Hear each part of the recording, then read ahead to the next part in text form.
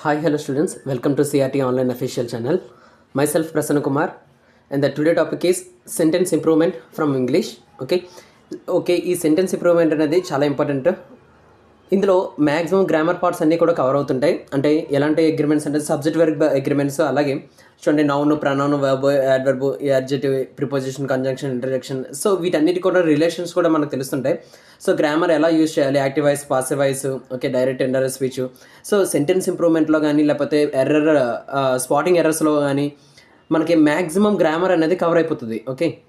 Okay ఈ ఈ టైంలో ఎస్బీఐ క్లర్క్ మెయిన్స్ అనేది రన్ అవుతుంది కాబట్టి సో ఎస్పెషల్లీ వాళ్ళకైతే డెఫినెట్గా యూజ్ అవుతుంటుంది.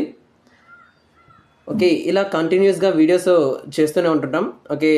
మోర్ నెంబర్ ఆఫ్ క్వశ్చన్స్ మనం డిస్కస్ చేసుకోబోతున్నాం. ఇది ఎస్బీఐ క్లర్క్ మెయిన్స్కి మాత్రమే కాకుండా అన్నిటికీ యూజ్ అవుతుంటుంది. ఎస్బీఐ క్లర్క్ ప్రిలిమ్స్ తర్వాత అంటే మెయిన్స్ లెవెల్ క్వశ్చన్స్ కూడా మనం ఇప్పుడు డిస్కస్ చేయబోతున్నాం. నెక్స్ట్ అన్ని ప్రిలిమ్స్కి యూజ్ అవుతుంటాయి, అన్ని మెయిన్స్కి యూజ్ అవుతుంటాయి. ఇక్కడ ఏంటంటే డిఫరెంట్ రూల్స్ మనం నేర్చుకుంటూ డిఫరెంట్ రూల్స్ నేర్చుకుంటూ మనం క్వశ్చన్స్ మనం సాల్వ్ చేస్తుంటాం. కాబట్టి ఏ క్వశ్చన్ని మిస్ చేయొద్దు, ఏ క్వశ్చన్ కూడా స్కిప్ చేయకుండా చూడండి. ఓకేనా? ప్రతి క్వశ్చన్ని కూడా ఒకసారి పాస్ చేసుకొని దాని ఆన్సర్ మీరు గెస్ చేసి దాని తర్వాత నా ఎక్స్ప్లెనేషన్ విని రెజ్యూమ్ చేసుకోండి. మీకు ఎంత స్కోర్ వచ్చిందో ఆ స్కోర్ని కమెంట్ చేయడానికి ట్రై చేయండి. Let's start the video. And the first question is, most of the time strangers have helped me in critical situations. So ఇక్కడ ఏముందంటే మోస్ట్ ఆఫ్ ద టైం ఉంది. So most of the time అనేది highlight చేస్తుంది. Highlight చేస్తుంది కాబట్టి అది correction అంటే అంటే ఆ సెంటెన్స్ ఇంప్రూవ్మెంట్ చేయడానికి ఇక్కడ 5 ఆప్షన్స్ ఉన్నాయి. ఈ 5 ఆప్షన్స్లో ఏవి యూజ్ అవుతుంటాయి, ఏది రీప్లేస్ చేస్తే సో అక్కడ సెంటెన్స్కి కరెక్ట్ మీనింగ్ అనేది వస్తుంది అనేసి వాడు అడుగుతున్నాడు. చూద్దాం. ఇక్కడ మోస్ట్ ఆఫ్ ద టైం అంటున్నాడు, మోస్ట్ ఆఫ్ టైం అంటున్నాడు. మోస్ట్ ఆఫ్ టైం కాకుండా ఇక్కడ ఏం రాయాలంటే most of the time.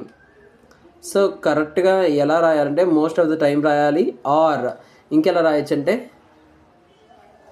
Many a time.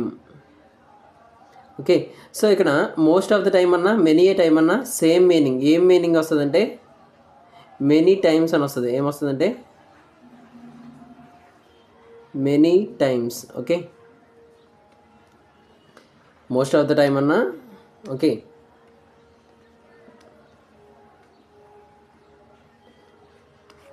Many a time అన్న మీనింగ్ ఏంటంటే మెనీ టైమ్స్. సో ఇక్కడ మోస్ట్ ఆఫ్ టైం ఉంది అంటే ఇక్కడ ఏది మిస్ అయింది, మిస్ అయింది. So most of the time అనేసి ఎక్కడైనా ఇచ్చాడా?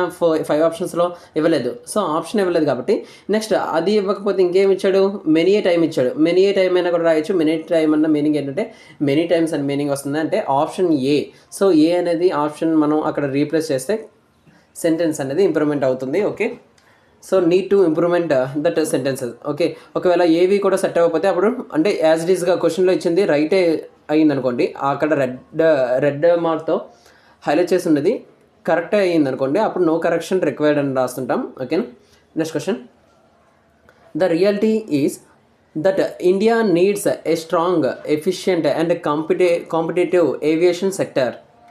సో ఇక్కడ చూడండి, ద రియాలిటీ ఈజ్ అన్నాడు. రియాలిటీ అనేది ఏంటి? సింగులర్ కాబట్టి ఈజ్ వచ్చింది. ఇక్కడ ఏంటి చూద్దాం అంటే ఏం హైలైట్ చేశాడంటే దట్ ఇండియా నీడ్స్ అని అంటున్నాడు. దట్ ఇండియా అనేది సింగులర్ కాబట్టి ఇక్కడ ఏం వస్తుందంటే సింగులర్ వర్బ్ రావాలి. ఇక్కడ వర్బ్ అనేది ఏంటి? నీడ్. నీడ్కి V2 ఏంటంటే needed. V2 V3, V1 V2 V3.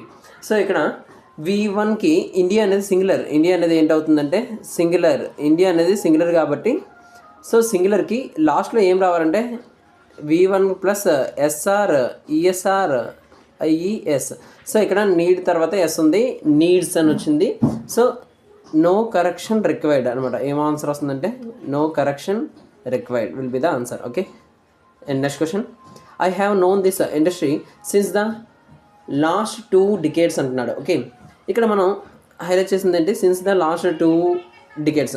Since ఎప్పుడు యూజ్ చేస్తాం? ఫర్ ఎప్పుడు యూజ్ చేస్తాం? సిన్స్ యూజెస్ ఏంటి? ఫర్ యూజెస్ ఏంటి? సిన్స్ అనేది దేనికి యూజ్ చేస్తామంటే పాయింట్ ఆఫ్ టైంకి రిప్రజెంట్ చేస్తాం. దేనికి రిప్రజెంట్ చేస్తామంటే పాయింట్ ఆఫ్ టైం. ఓకే. అలాగే ఫర్ దేనికి యూజ్ చేస్తామంటే period of time. Okay, period of టైంకి రిప్రజెంట్ చేస్తాం. ఓకే, ఇక్కడ మనం క్వశ్చన్ని డిస్కస్ చేస్తూనే మనం సిన్స్ గురించి ఫర్ గురించి కూడా కొంచెం నేర్చుకోవడానికి ట్రై చేద్దాం. ఎందుకంటే ఈ క్వశ్చన్ నేర్చుకున్నామంటే ఆ క్వశ్చన్ వరకు మాత్రమే ఆన్సర్ తెలియకూడదు, అంటే దానికి మాత్రమే తెలుసుకోకుండా మాత్రమే కాకుండా నెక్స్ట్ ఇంకేమైనా క్వశ్చన్స్ అలాంటివి అంటే సిన్స్తో కానీ ఫర్తో కానీ రిపీటెడ్గా ఏమైనా క్వశ్చన్స్ వస్తే సో వాటిని ఎలా సాల్వ్ చేయాలని కూడా మనం ఇప్పుడు తెలుసుకుందాం. ఓకే, సిన్స్ అనేది దేనికి యూజ్ చేస్తారంటే పాయింట్ ఆఫ్ టైంకి యూజ్ చేస్తారు. అలాగే ఫర్ అనేది దేనికి యూజ్ చేస్తారంటే పీరియడ్ ఆఫ్ టైంకి యూజ్ చేస్తారు. ఓకే, ఎగ్జాంపుల్ చెప్తాను చూడండి.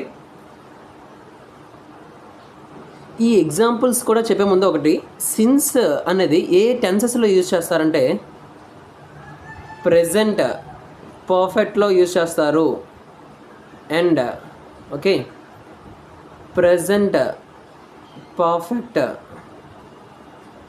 కంటిన్యూస్లో కూడా యూజ్ చేస్తారు. ఓకే, ఈ రెండిట్లో మాత్రమే యూజ్ చేస్తారనమాట. ఓకే, సిన్స్ అనేది ఇంకెక్కడ సిన్స్ కనిపించినా అది రాంగ్. ఓకే, ప్రెజెంట్ పర్ఫెక్ట్లో యూజ్ చేస్తారు, అలాగే ప్రెజెంట్ పర్ఫెక్ట్ కంటిన్యూస్లో సిన్స్ని యూజ్ చేస్తారు. ఓకే, కాకపోతే ఫర్ అనేది ఓకే ఫర్ అనేది పీరియడ్ ఆఫ్ టైం. ఓకే, సిన్స్కి ఎగ్జాంపుల్ చెప్తాను చూడండి. I have been waiting for okay I have been waiting for since 6 I have been waiting for the train. Okay, I have been waiting for the arrival of the train since 6 AM అంటున్నాను. ఏమంటున్నాను? since 6 AM అంటున్నాను ఇక్కడ. అలాగే okay, since 6 AM అంటున్నాను. Okay, next ఫర్కి example చెప్తాను చూడండి.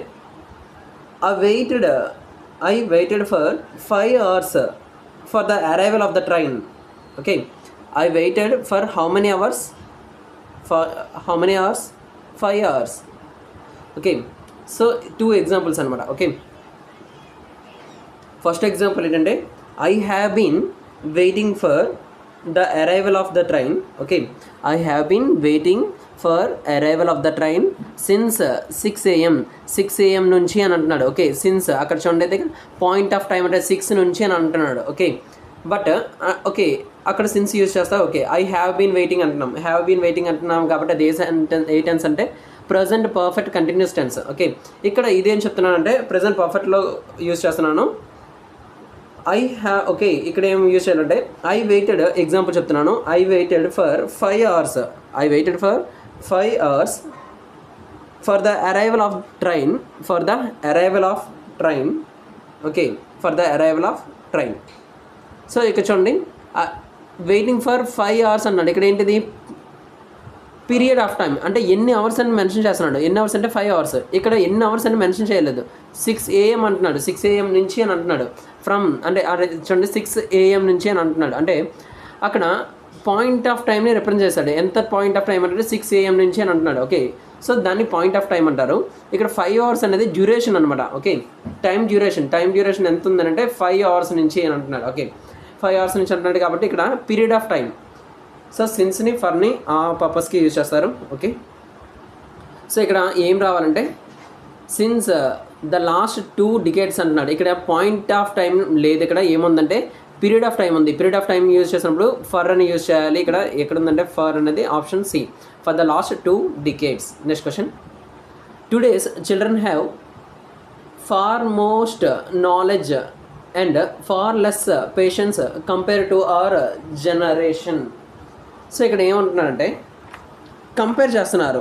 ఓకేనా, compare చేస్తున్నారు. ఎవరితో కంపేర్ చేస్తున్నారు అంటే టుడేస్ చిల్డ్రన్ని ఎవరితో కంపేర్ చేస్తున్నారు? అవర్ జనరేషన్తో కంపేర్ చేస్తున్నారు. సో కంపేర్ చేస్తున్నప్పుడు ఎప్పుడు కంపేరేటివ్ డిగ్రీ యూజ్ చేయాలి. ఇక్కడ ఏ డిగ్రీ ఉన్నది? సూపర్లేటివ్ డిగ్రీ ఉంది. So comparative degree most comparative degree ఏమవుతుంది?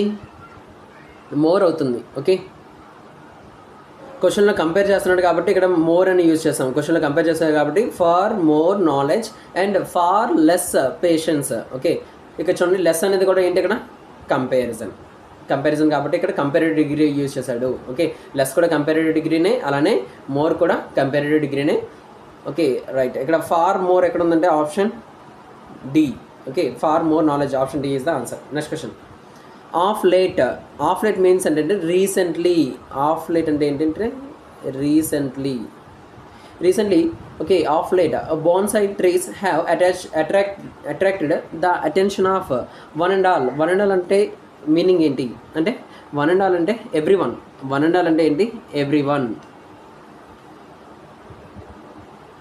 ఓకే చూడండి ఇక్కడ సో వన్ అండ్ ఆల్ అనే దాంట్లో ఎక్కడ కూడా రాంగ్ అయితే లేదు సమ్ అండ్ ఆల్ అని అనకూడదు ఎవ్రీ వన్ అండ్ ఆల్ అనకూడదు ఓకే ఏం ఇక్కడ ఉందంటే no correction is required okay answer ఏంటవుతుందంటే వన్ అండ్ ఆల్ అనేది రైటే అలాగే మీకు వన్ అండ్ ఆల్ ఎక్కువ ఎలా యూజ్ చేస్తామంటే thank you one and all అని చెప్తుంటాం కదా నేను కూడా క్వశ్చన్ అంటే వీడియో ఎండ్ అయిపోయిన టైంలో కూడా thank you one and all అని చెప్తుంటాను okay one and all meaning ఏంటంటే ఎవ్రీ వన్ అనే meaning okay and no correction is required for that question next question to identify potential leaders look for people who are constantly suggesting new and better ways of doing things so ఇక్కడ ఏమంటున్నానంటే look for people అంటే to identify potential leaders అంటే potential leaders కోసం ఏం చేస్తున్నారంటే search చేస్తున్నారంట people ఎక్కడ ఉన్నారని సెర్చ్ చేస్తున్నారు సో ఈ డేస్లో పొటెన్షియల్ లీడర్స్ అనే వాళ్ళు చాలా రేర్గా ఉంటారు అందుకనే ఏం చేస్తున్నారు లుక్ ఫర్ మీనింగ్ ఏంటంటే search okay look for meaning ఏమొస్తుందంటే సెర్చ్ అని వస్తుంది సో సెర్చింగ్ పీపుల్ అంటే పీపుల్లో ఎక్కడ కౌంట్ చేసుకోవాల్సి వస్తుందంటే చాలా తక్కువ మంది ఉంటున్నారు అని చెప్తున్నారు వాళ్ళు ఓకే నెగిటివ్గా చెప్తున్నారు who are constantly suggesting new and better ways of doing things okay so look for అనేది కరెక్టే okay no correction required next question of late అన్నాడు ఆఫ్ లేట్ అంటే ఏంటి recently both India and China have been seeing a slow down in the credit market okay రైటే కదా of late అన్నాడు okay of late అంటే recently కాదు of and late కాదు of late అనేది ఎప్పుడు కంబైన్ అవ్వకూడదు ఓకేనా అలాగే డబుల్ ఆఫ్ అనేది యూజ్ చేయకూడదు ఓకే చిన్న మిస్టేక్ అవుతుంటుంది సో డబుల్ ఆఫ్ అనేది కూడా యూజ్ చేయకూడదు ఆఫ్ ఓఎఫ్ స్పేస్ ఇచ్చి late okay so no correction is required next question no other communities have అంటున్నాడు ఇక్కడ చూడండి రెడ్ మార్క్తో ఉన్నది హైలైట్ చేస్తున్నాడు okay no other communities have played a greater role in building and India of tomorrow then the teaching community okay ఇక్కడ ఏమంటున్నాడు no other communities అన్నాడు ఇక్కడ ఏం యూజ్ చేయాలంటే ఏం రూల్ అంటే నో అదర్ ప్లస్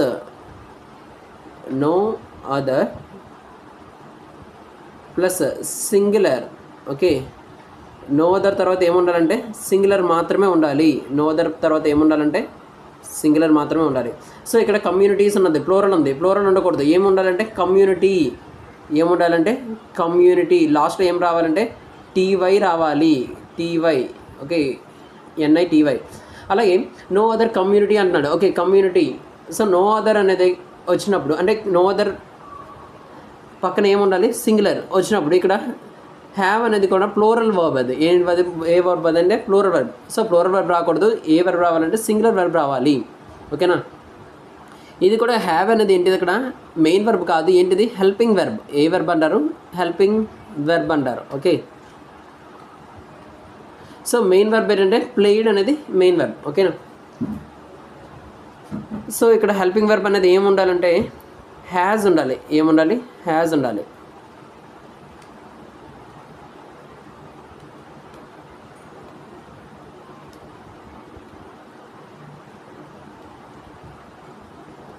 అనేది ఉండాలి ఓకే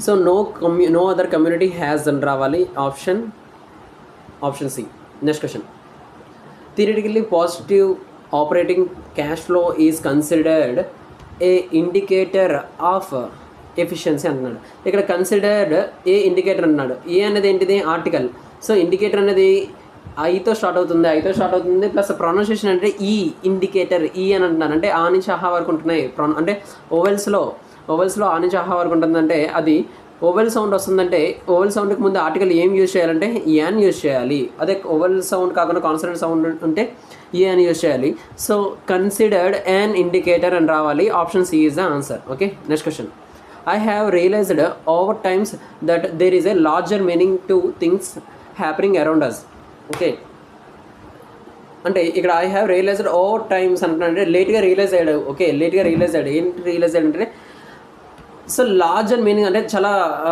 డీటెయిల్ మీనింగ్ ఉంది. దేనికి మీనింగ్ ఉందంటే చుట్టూ జరుగుతున్న ఏవైతే థింగ్స్ ఏవైతే ఓకే జరుగుతున్నాయో, లైక్ నేచురల్ కెలామిటీస్ అంటే ఏంటంటే హ్యాపెనింగ్ అరౌండ్ అస్ అంటే సపోజ్ ఎర్త్క్వేక్ ఇలాంటివి జరుగుతుంటాయి కదా.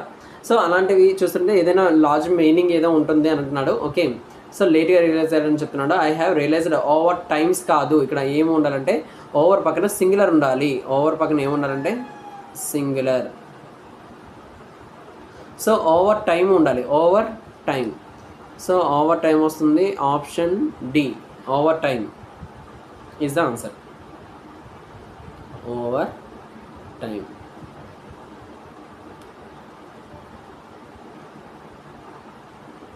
Next question, in terms with.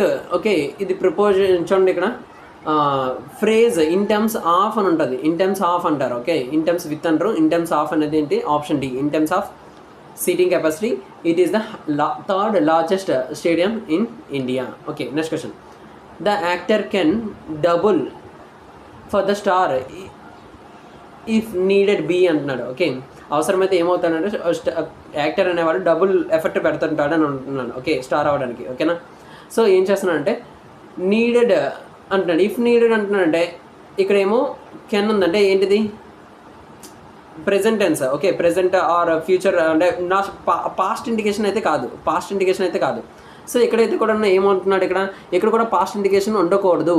Okay, ఇక్కడ పాస్ట్ ఇండికేషన్ ఉంటే okay in a sentence all the sentence okay all the verb should be in the same ఫార్మేట్లో ఉండాలి. ఓకే, సేమ్ ఫార్మేట్లో ఉండాలి. ఇక్కడ చూడండి, the actor can double the star, double for the star if needed be కాదు, if need B.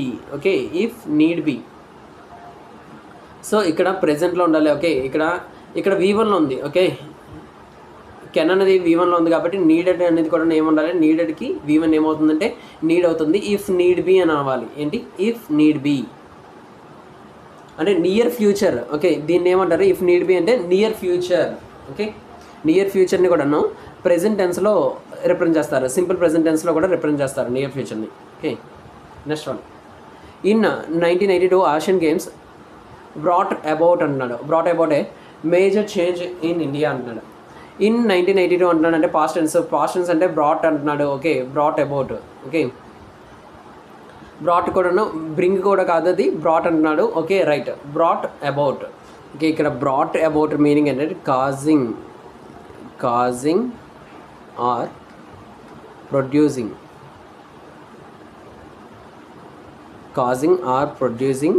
Result.